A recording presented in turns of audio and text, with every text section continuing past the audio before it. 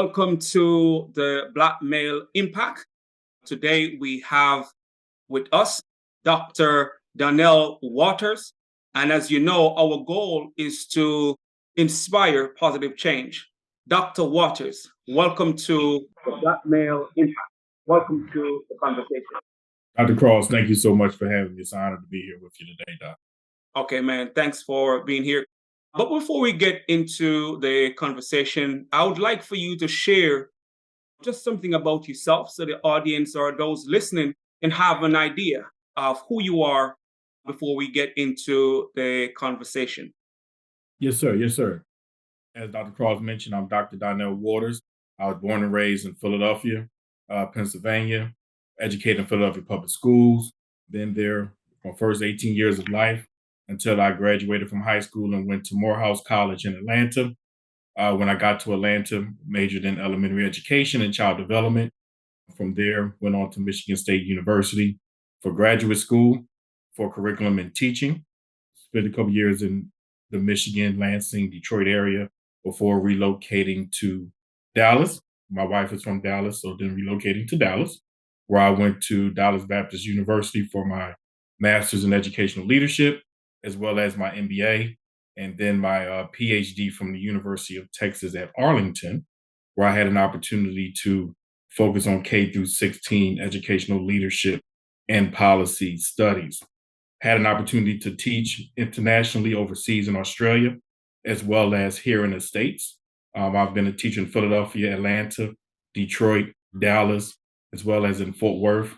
For the past 10 years, I've served as a principal in the DFW area at all three levels, elementary, middle school, and high school.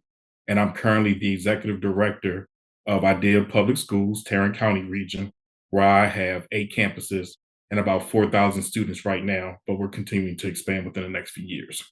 And that's awesome. And man, that's a dedication, or that's Yes, sir. dedication to serving and empowering and motivating the next generation, because that's a lot of years in education, guiding the younger generation. So, man, I really commend you, and because we know there has been a drive or a mission to get more Black men in the education space. So, man, that's really commendable, and that you have been serving and have been doing it with such passion and commitment.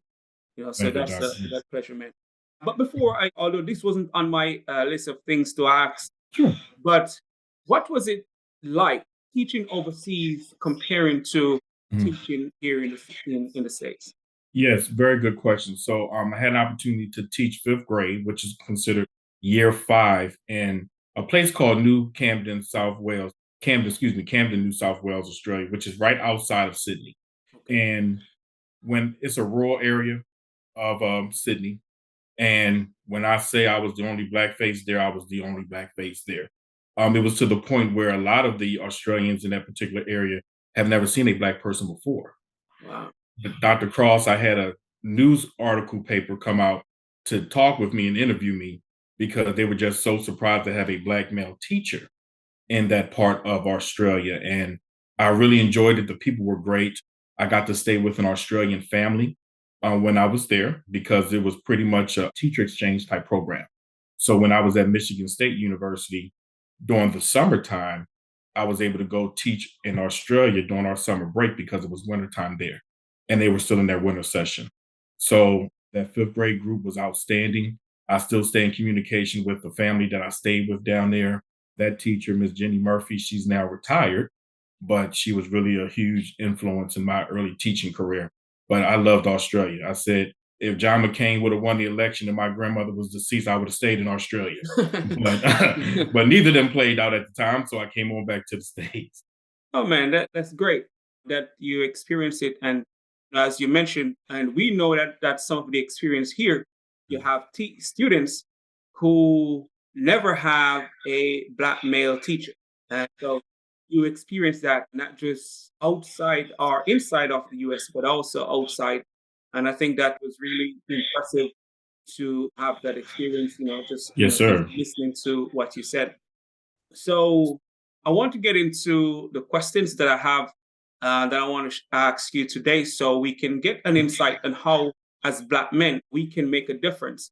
Because the goal is for us to, I think, take the mantle and lead the Mhm. way so the next generation can have an idea of what is possible for them. They may not go into education, they may not go on this path, but just for them to realize that they too have within themselves what it takes to be successful, what it takes to achieve whatever goals they have for themselves.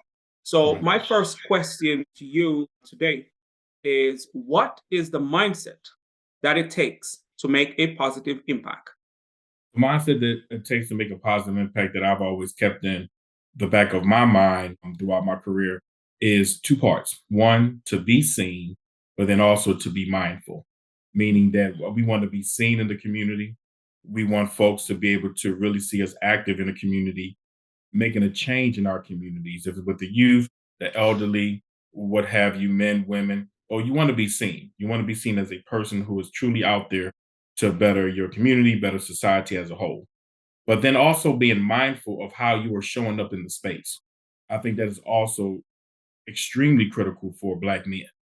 Unfortunately, a lot of times when we're in certain positions, we may try to take advantage of it because of our power, or we may be seen as or typecast or stereotyped in a particular realm based off our background or what position we may hold. But we also have to be mindful of how we're showing up in that space so that those that are seeing us on the ground can really, really believe in us, be able to see us as leaders, being able to see us as folks that can serve as role models for the youth, all of those pieces. So really making sure that we're seen, doing those right things, but then also being mindful of how we show up in the space. What, man, that's really profound when you really look at it. In regards to the mindset that we need to have just to know that we are seen or show up with that intent, in being more intentional in our presence. But as you said, just to be mindful because we are always, someone is always watching us, if I should say. Yes, Being sir. that someone is always watching us, it's important that we are mindful, especially for other young Black males, male students, because even I've seen on campuses where Black male students are there without the role models and without the guidance, and just being that you as an individual present yourself in a certain way, they sometimes will tell you, man, I want to be like you. So, as you shared, being mindful of how we show up, I think that is really critical. And I'm glad that you say that because that's the first time since I started the conversation, we have different great ideas that we need to have in regards to our mindset. But I think that's one that is also critical Yes, in sir. as we go forward because we have to see ourselves as role models. So I appreciate that insight.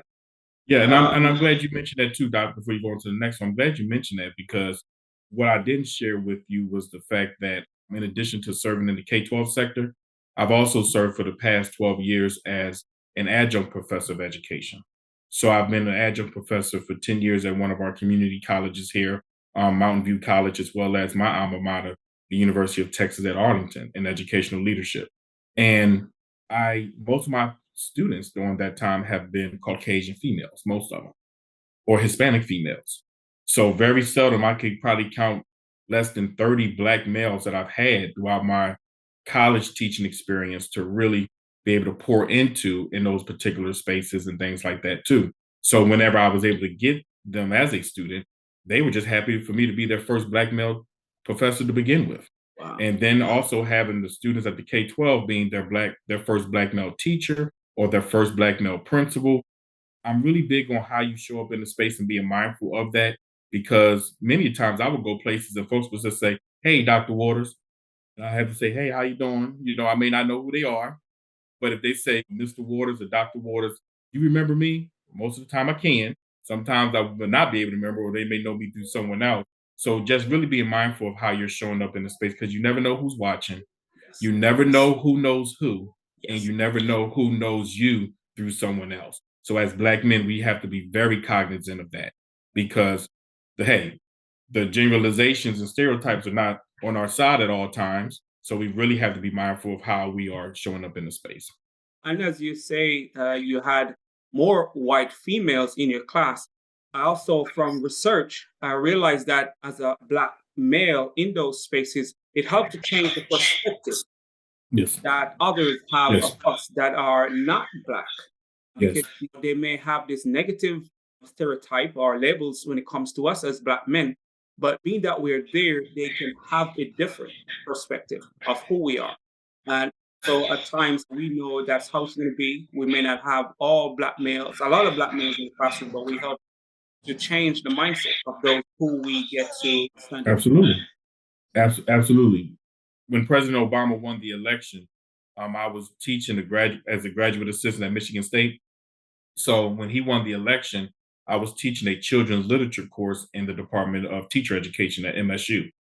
And one of my students told me, she said, not only did we get, and she was a Caucasian student from West Virginia, I'll never forget.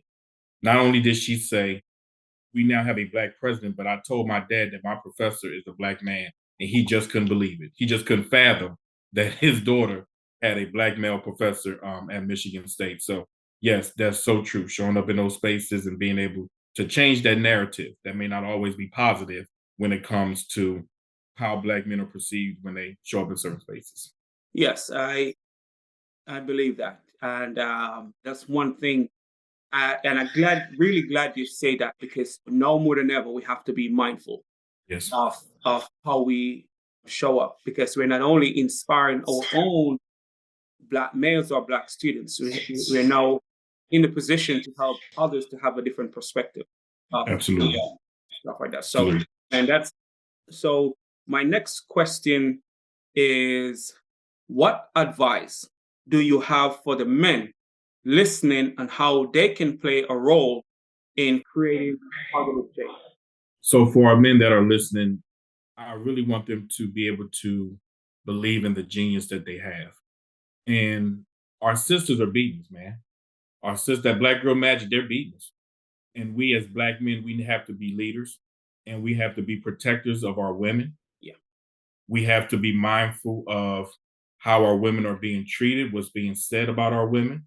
So as black men, we really have to be mindful of how we treat our sisters. Yes.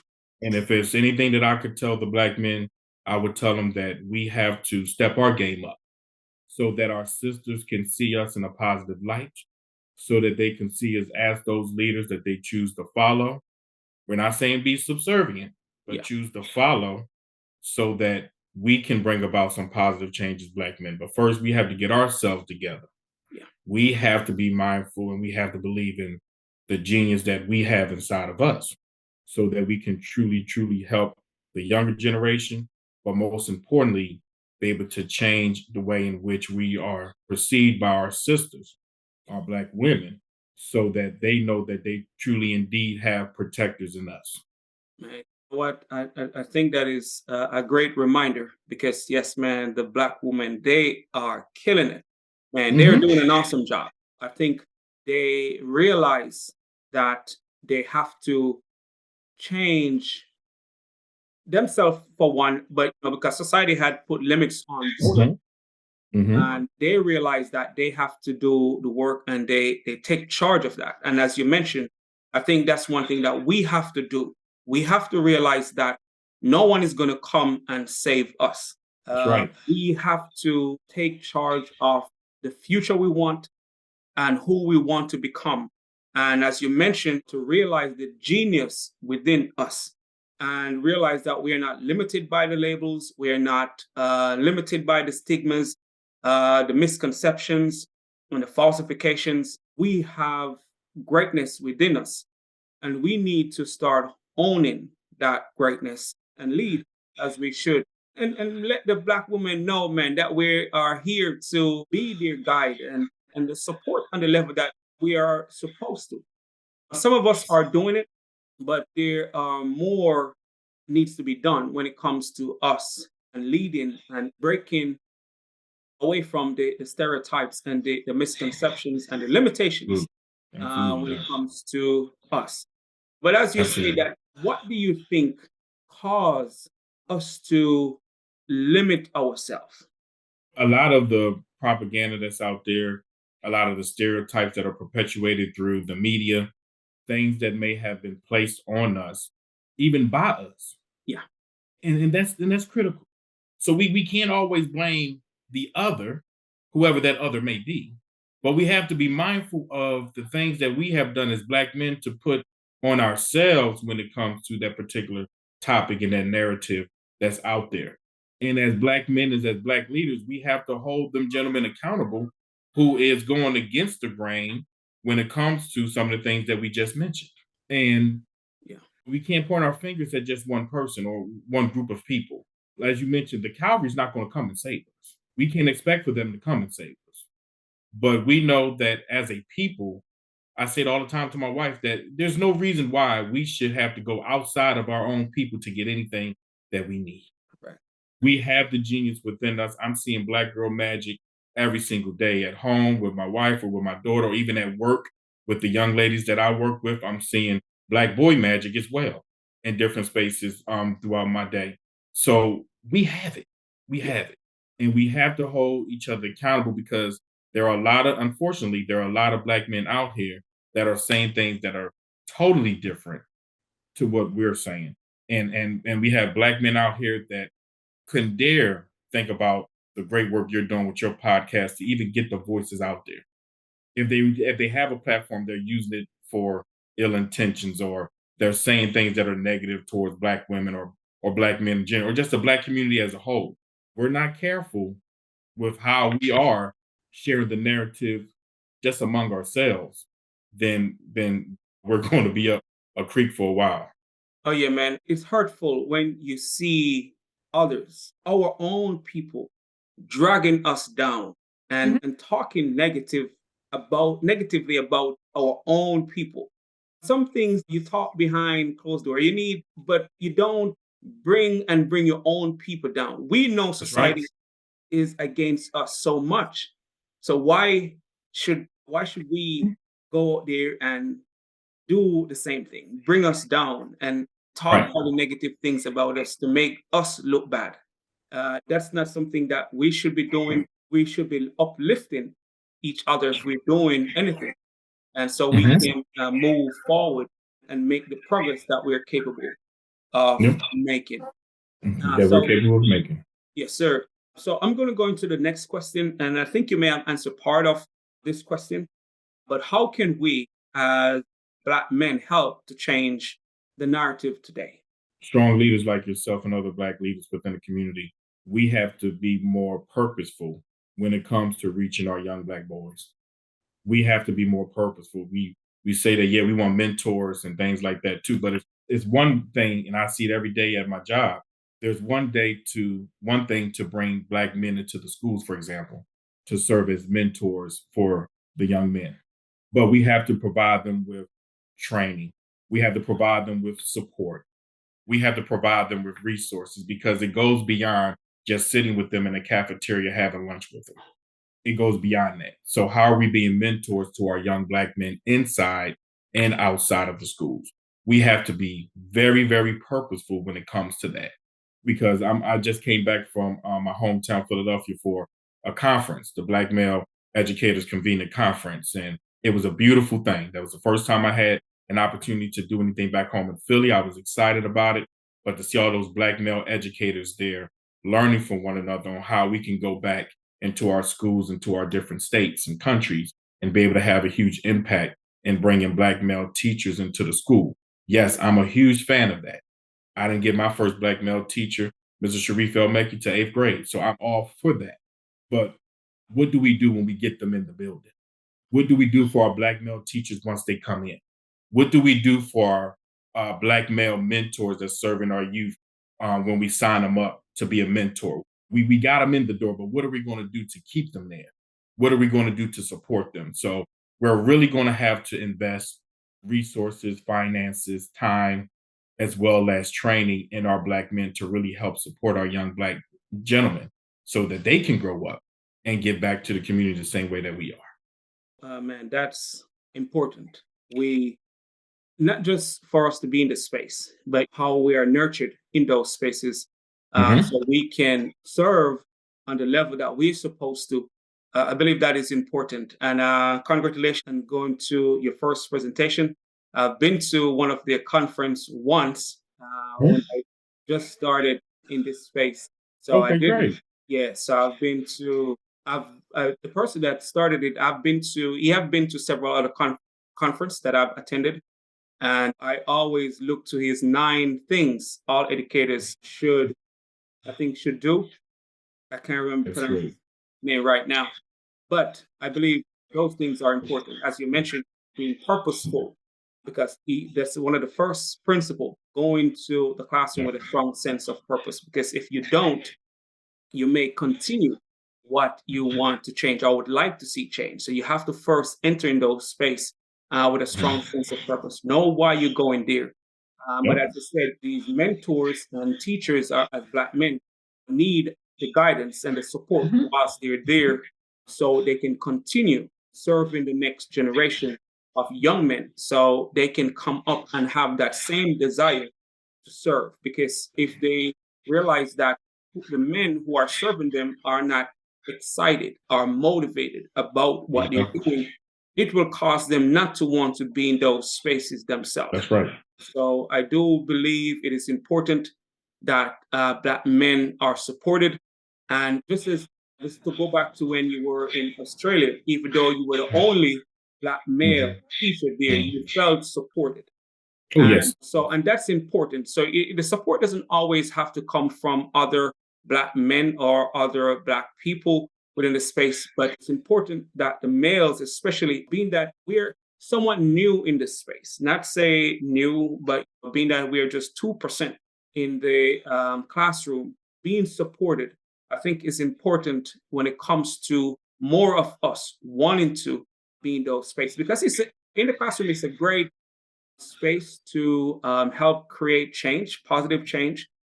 Just as go back to what we said earlier, we're not only we are inspiring other Black males, but we are having other students to have a different perspective or perception of who we are as Black men.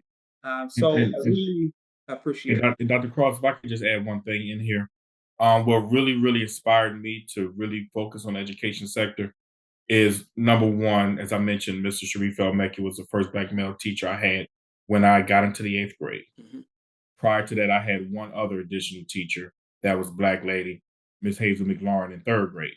So I didn't really see a lot of my teachers that looked like me in that space. I was mostly educated by white Jewish women.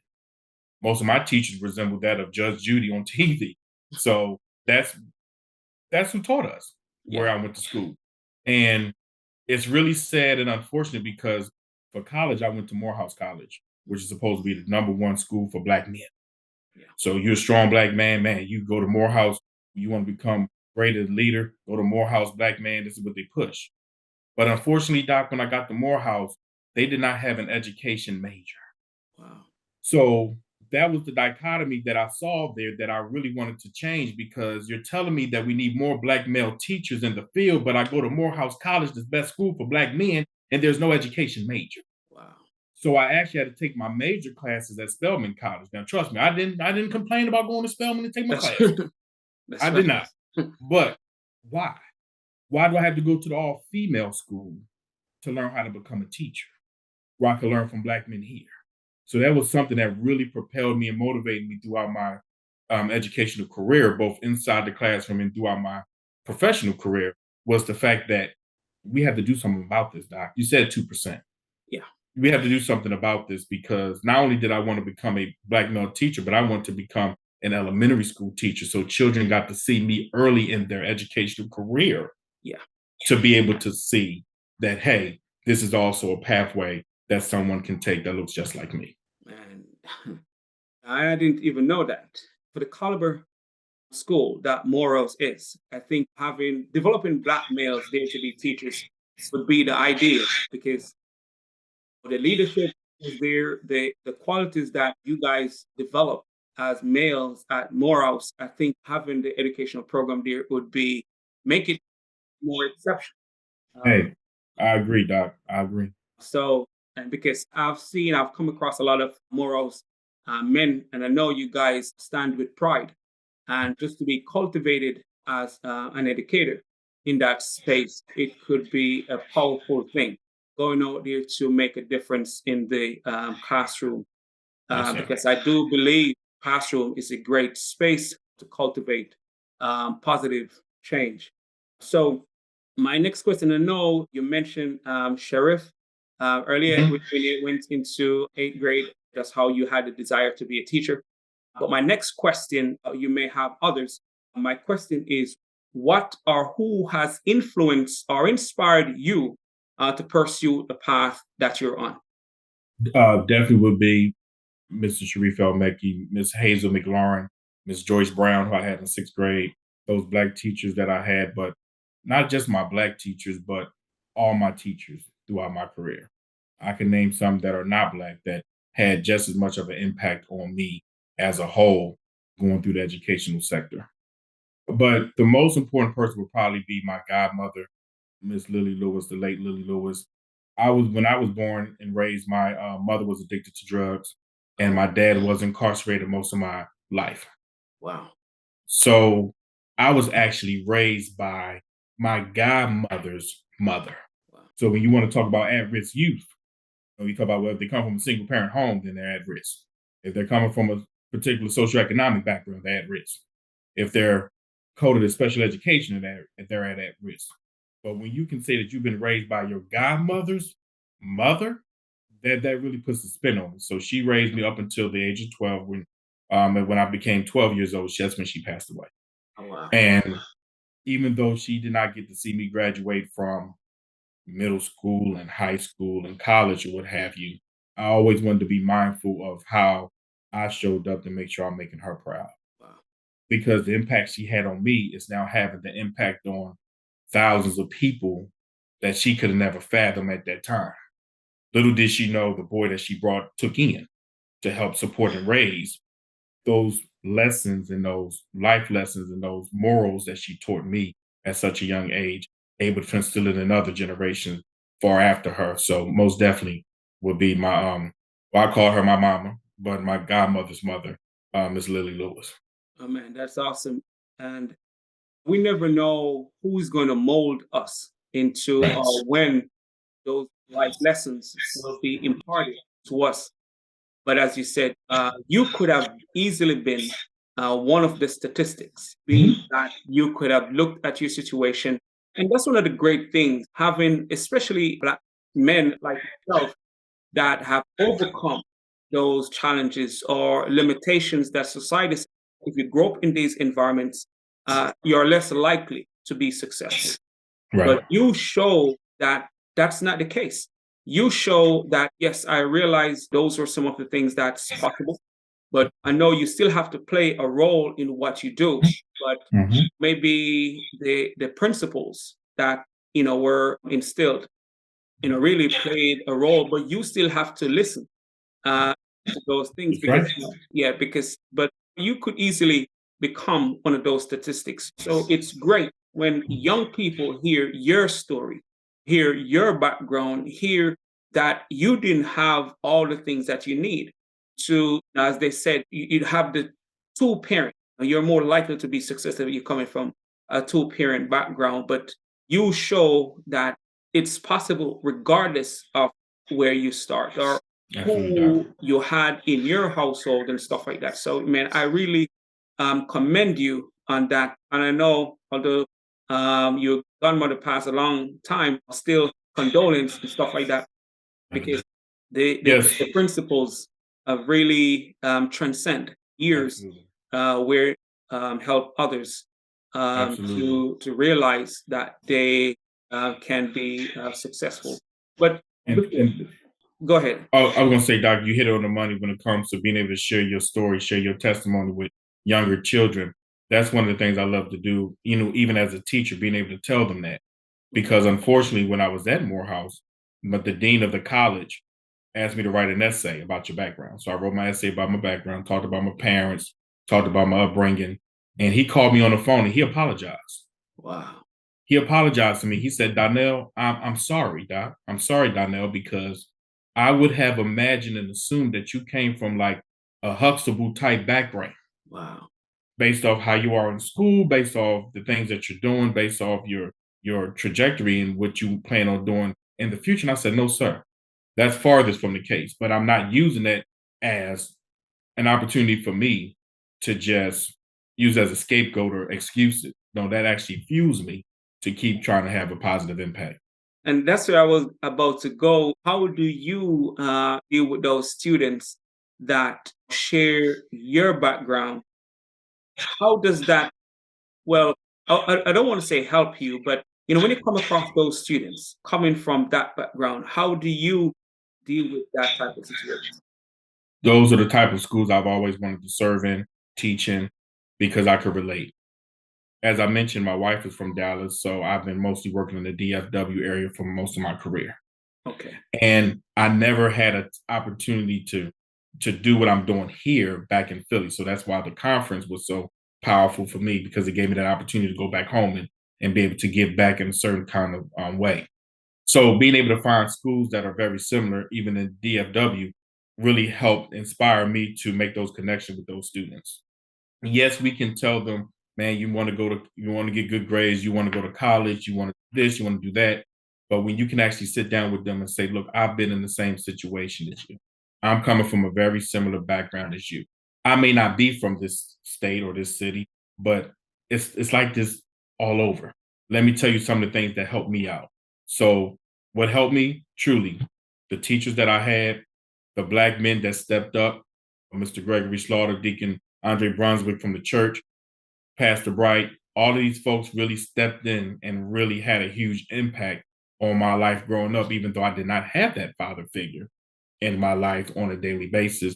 Hey, yeah, I say all the time, it wasn't for the grace of God, my godmother, and the Bethany Baptist Church in Philadelphia, I couldn't tell you where I would be, but I'm truly grateful for those men and those women that stepped in to be able to help me out, get me over the hump.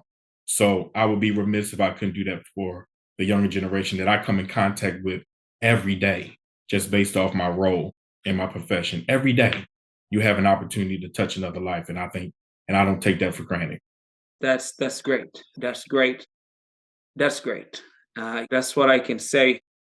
Just listening to your story, although I don't share my story online, but that's for a different time. But I understand because that's how I try to get to my students when I come Mhm. across. Are just young people in the community because people see me every time, and when I share where I started, they think I'm Yeah, lying because of you, as you said, you become mindful of how you present yourself. So, being that you are mindful, you show up in society now not as how you used to be or how society think you should be.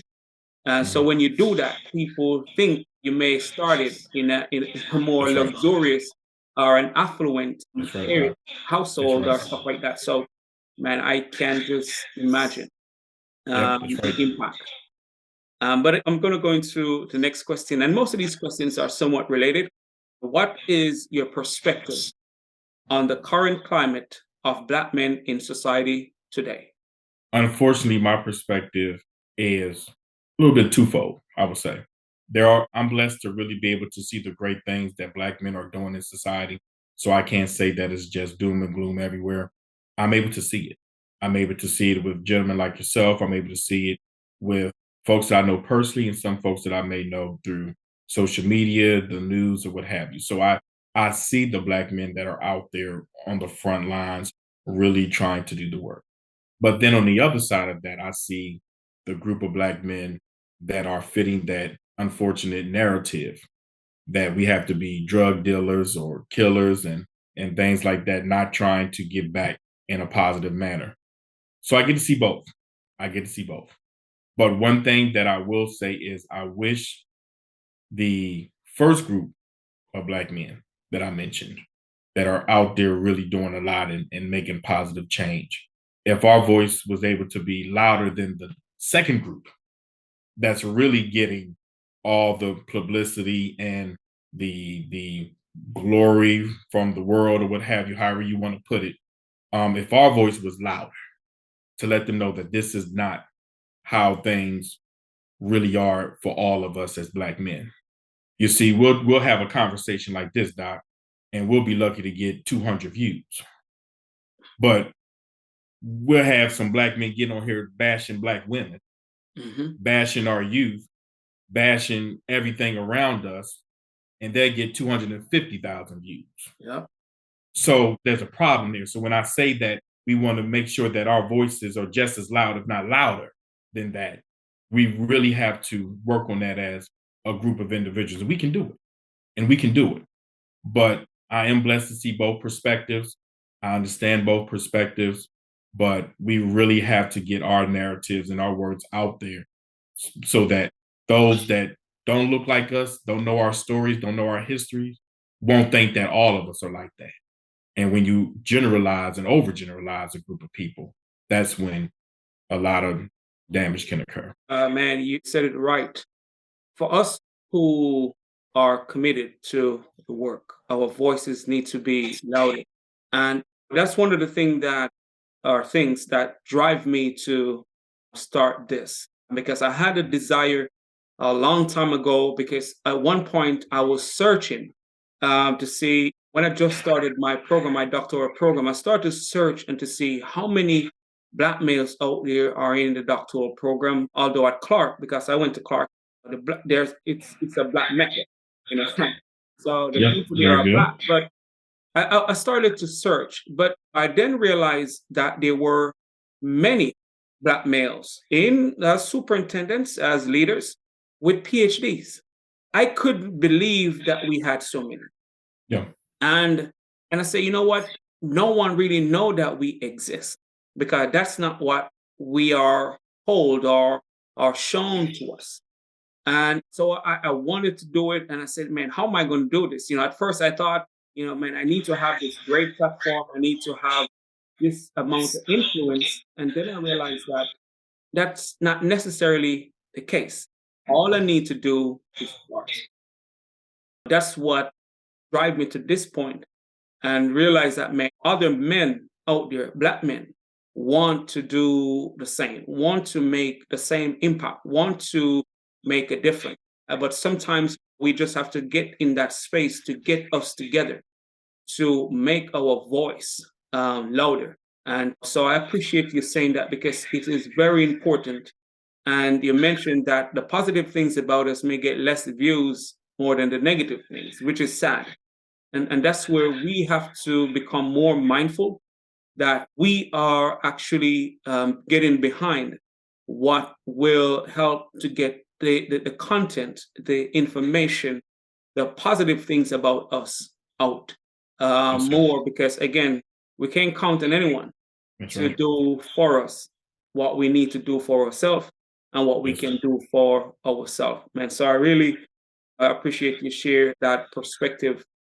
And You Dr. know, Cross, you were in the AUC, so we were in the Mecca.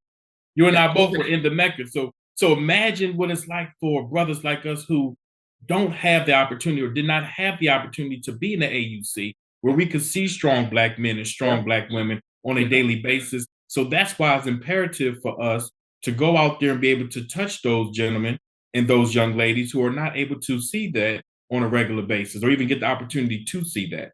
So you just starting this, and I mean it from the bottom of my heart. I'm so glad you said all you had to do was start. Yeah. And you starting this, look, if you build it, they will come. Yes. If you build it, they will come, Doc. Yeah. So you right on the right path with it. You just had to start. So being able to do that, hey, look, we're still young. You're still working on it, but let's trust me, keep doing what you're doing, man. It's going to be just as loud, if not louder, than that counter narrative that we talked about. I appreciate it, man. And that's what we have to do. And as you say, build it and they will come. Because I tell you, man, there is not one person that I've reached out to that didn't say yes. I have Mm, about 30 males, black males, that haven't that I haven't talked to yet. And plus, I think I may have spoken to about 40. And this is just, 2 months. mm. Uh, so it's great. As you mentioned, just build it and they will come, because black males or the black men out there realize that, you know what, man, this needs to change. Yeah. And our voices need to be heard. And so, as you said, man, it's just a commitment to doing the work, which I know I'm committed, and I know you're committed because you have been in this space for a long time. And it's going to take our commitment to make the difference in society and to empower the next generation. But I'm going to go into my next question. What change do you want to see in general and amongst Black men? I know you mentioned part of it just recently, but what change do you want to see in general when it comes to Black men? I really want our Black brothers to, and I mentioned this earlier, be able to really see the genius inside of them, from athletics to music to academia. We have it. Oh, yeah. We have it, and we just have to come together, share those levels of expertise, be able to uplift and uphold each other, and then also hold each other accountable. Meaning that I'm gonna hold you accountable, Dr. Cross, because I see the genius inside of you, and I know you can do much better than what you're doing. I'm gonna hold you accountable, Dr. Waters, because I see the genius in you, and I know you can do so much more than what you're doing. So, and that comes with love. That comes with support. That comes with knowing that, look, I got my brother's back. I am my brother's keeper. So those are the things that I really want us to be able to see. It's not about us out here killing each other and fighting one another and talking disrespectfully to our women and to our mothers and to our aunties and grandmoms. That's not what it's about. That's not what it's about. There's so many people that want to see that. Let's not give it to them. Correct. And so let's really get in the same room. Let's get in the same space. Let's put some things together to really be able to share our message. And I remember this so very clear. I met my wife at Spelman. So she went to Spelman when I went to Morehouse.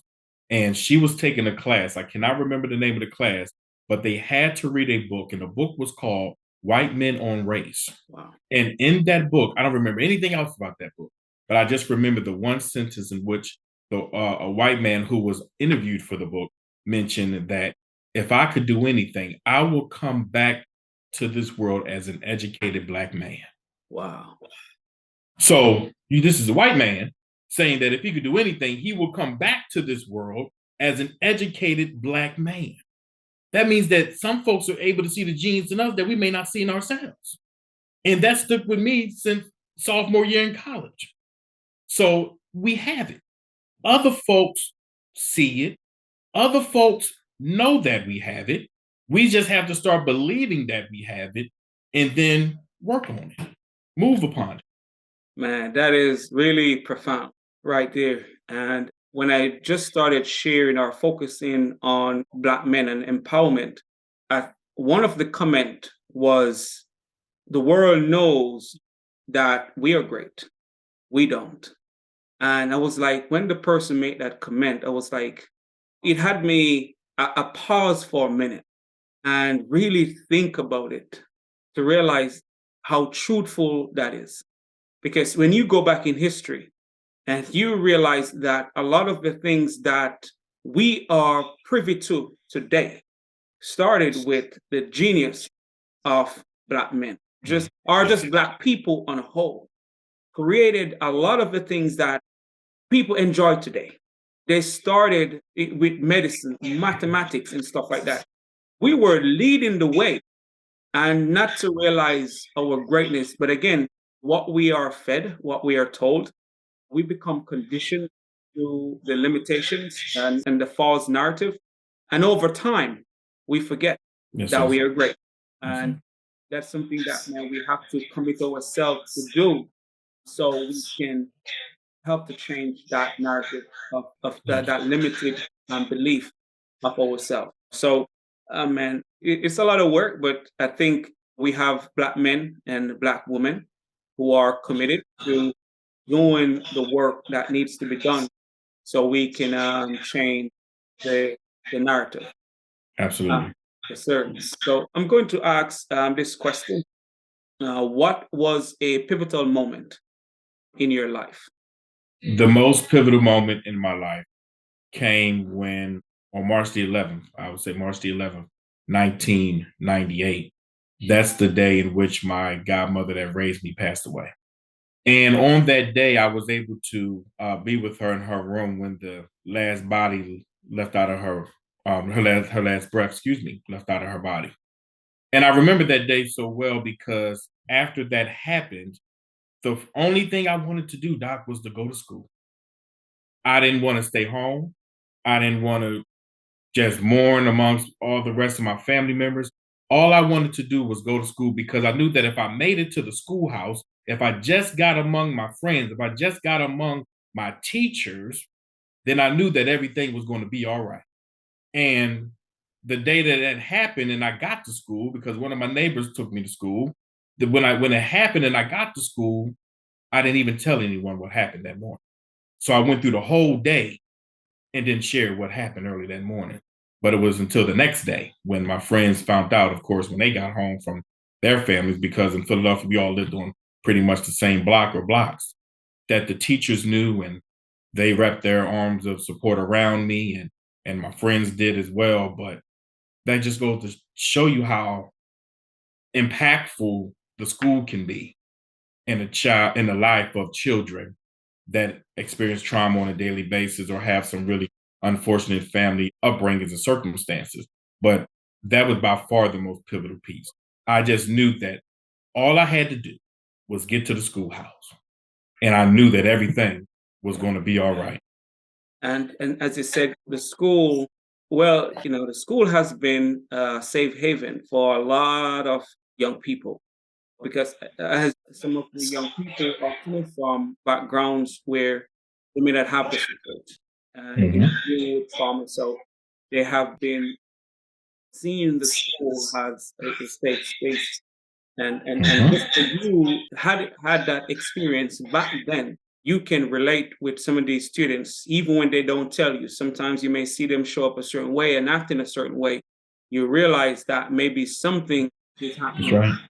That's right. at their home and stuff like that. So, man, I think that what I would say, as you said, it's a pivotal moment, but it helps you to realize that there are people who care, and sometimes that's what makes the difference. So my That's next question, yeah, go ahead. No, no, no, Doc. You hit it right on the money, and that's one of the reasons. As a teacher, and even as a principal, I wanted to make sure that we created an atmosphere where kids felt safe, Yeah, because you never know the hell a child may have gone through before they even made it to your front steps that morning. So it definitely have to be a safe haven. yes, sir, yes, sir, man, and a very important one. So my next question is, what life lesson have you learned late in life that you believe is important and can benefit this current generation? Don't narrow your thinking and limit your dreams.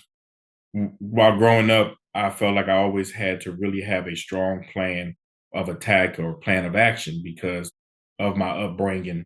So when I use Morehouse again as an example, when I went to Morehouse for college, my goal was get a degree in education. I'll be a kindergarten teacher for 40 years, and that's all I want to do. Well, that's what I wanted. God laughed at it and then said, "That's not what you're going to do." And everything that from going from being a teacher to a principal, I always tell myself, I never want to be a principal, never want to be a principal. God laughed at it and said, "This is what you're going to do." After becoming a principal, then move as an executive director over schools, I never want to do that. God laughed at it and said, "This is what you're going to do."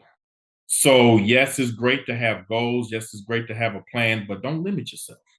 Don't limit yourself because all the things that you think you don't want to do, God may have a plan for you to make sure you do everything you say you don't want to do. And I'm a living testimony to that.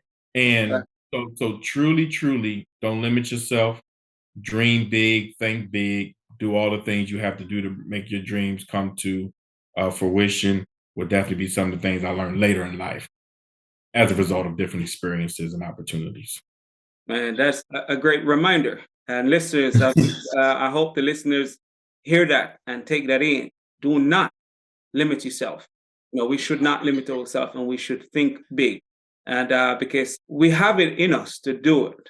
Sometimes we don't because we limit ourselves.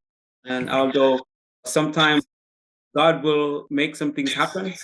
But sometimes, even if you don't believe in yourself or believe it's possible, you may be nudged in those areas, and That's just right. out of reluctance or doubt in yourself, That's right, you Doc. don't step up to those opportunities and stuff like that. So, man, I'm glad that you step up when those opportunities present itself, because it helps you to evolve, but it also helps you to make a greater impact. That's right. So Yeah. that's also commendable. Yeah. Because If you begin to realize, Dr. Cross, that it's not just about you. correct. It's about the plan God has for you and the impact that you may not even understand or even be able to fathom. So it's not just about you. And once you begin to realize that it's not about you, then even if you go kicking and screaming, hey, it is what it is. It's what we have to do. That's right. That's right. I know that too well. I know that too well. I tell you, and I know that too well. Yes, God's sir. plan is, man. I know that too well. Yes, sir. I understand. I tell you, but that's a great reminder for us as people and listeners, and not to limit ourselves, and to realize that it's in us to do bigger and greater things, and that when we get those nudge, we just have to step up and just realize that we can do it. Because I can tell you, man, like, started my journey, it's crazy. I couldn't see where am I right now. I couldn't see, and to be in this position, I don't want to say it's a miracle, but I like to tell people, especially when I go places and speak, to let people know, man, it's by grace, to be honest with you, because especially the first part of the journey, man, it was crazy, to say the least. But as you said, man, which I knew then that something was going to change, but I didn't know. But God had a plan for me that I couldn't escape even if I wanted. Okay. So, man, I do understand. Yes, But I sir. great appreciate the reminder that we should not limit ourselves, because we have it in us to do great things. Before I ask my final question, I want to ask you, where can the listeners find you and help support your work to make a difference? Oh, okay, great. You can find me on Instagram at Dr. Waters, PhD. You can also find me on LinkedIn, Dionel C. Waters, PhD, and also on Facebook, Dionel C. Waters. So those are my three main channels that we use there. Try to keep everyone informed through those platforms of certain things that are going on within the education sector. So Dionel Waters, PhD, Instagram, Dionel C. Waters on LinkedIn and Facebook. Okay. And I will definitely put ways for them to connect with you, Sure. send it in the description or Absolutely. comment area, so they can check out the work and support what you're doing. Because it doesn't matter how motivated we are, we all need the support, and sometimes Absolutely. it's just the encouragement, so we can keep going and doing meaningful and purposeful work. Uh, Absolutely. so, because the work that we're doing is needed, and it's impacting lives. And so, work that impacts the next generation in a positive way needs to be supported. Yeah. So, I appreciate that, as you know, appreciate the work that you're doing. But my final question to you: what impact do you want to have on the world? When I was a classroom teacher, I used to read this book to my students. It was called Miss Rumphius. And the premise of the book was Miss Rumphius would go and plant flowers and different things like that to make the world more beautiful each and every day. And I really enjoyed reading that book to my students because it reminded me that if I can make the world a little bit more beautiful than how I found it, then my journey's not in vain. So I'm sure that the impact that I have on the world is going to go way beyond what I can even imagine. But if I can help somebody, because somebody helped me, and not only do I like to help other folks along this journey, I say now I'm going to charge you to go back and help somebody else. That's right. See, somebody helped me so that I can help you. Now I need you to go help. somebody. That's right. So if I could just leave this world a little bit better than how I found it, then I don't believe my journey is in vain. That's right. And that's a reminder for all of us to leave this place better than we found it, and make the impact and lift someone else up as we go forward. As that's how it is at Clark. Lift as you climb. Lift as you climb. Yeah, So beautiful. it's something that we must do intentionally, especially when we're talking about where we go from here. Because if we don't learn to lift each other up, if we don't learn to give that support, a lot of times we may not get into spaces that we can get in and do great work. We have to be that we say no door opener, or to others if we can, and even just to point them in the right direction. Because sometimes you can open the door, but that's the way to go to achieve your goal, stuff like that. Absolutely. Absolutely. So, but making the place better or leaving the place better than we found it is a great way to live. That shows you dedicate yourself to be of service. Hmm. Being of service, man, there's no better way to live than to serve others. So, but Dr. Waters, man, this conversation has been great. Yes, I sir. Thank you. know, yeah, appreciate it, man. I know the listeners have got something meaningful from this conversation. I want to say, man, thank you for being here on the Black Male Impact and sharing your insight, your knowledge, your experience with us. Thank you so much, Dr. Cross, for having me on the Black Male Impact. Thank you so much, listeners, for your time and your presence today. And Dr. Cross, if you build it, they will come. They will come. Yes, sir. Thank you. And we look forward to sharing more meaningful and insightful conversations with you. Thanks again for listening to the Black Male Impact.